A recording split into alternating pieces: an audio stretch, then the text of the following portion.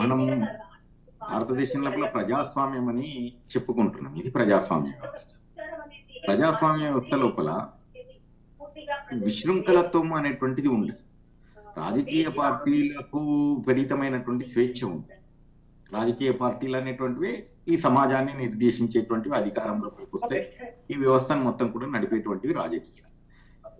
రాజకీయాలు చాలా ఉన్నతమైనటువంటివి, చాలా పవిత్రమైనవి రాజకీయాలు.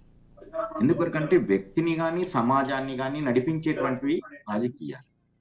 ఆధునిక సమాజంలో అంటే రాజ్య వ్యవస్థ అనేటువంటిది ఏర్పడినప్పటి నుండి కూడా అంటే మనిషి వ్యక్తిగా పోయి సామూహిక శక్తిగా మారుతున్నటువంటి సందర్భం లోపల రాజ్యం అనేటువంటిది ఏర్పడింది. ఈ రాజ్యం అనేటువంటిది ఏర్పడడానికి అనేక రకాలైనటువంటి వ్యవస్థలు ఏర్పడ్డాయి. ఒకప్పటి నుంచి రాచరికాలు, అక్కడి నుంచి వచ్చి ప్రజాస్వామ్యం.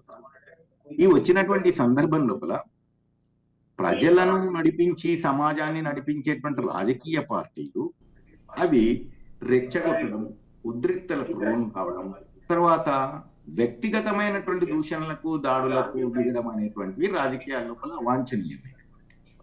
ఇవి ఒక ఆరోగ్యకరమైనటువంటి రాజకీయాలు కావు.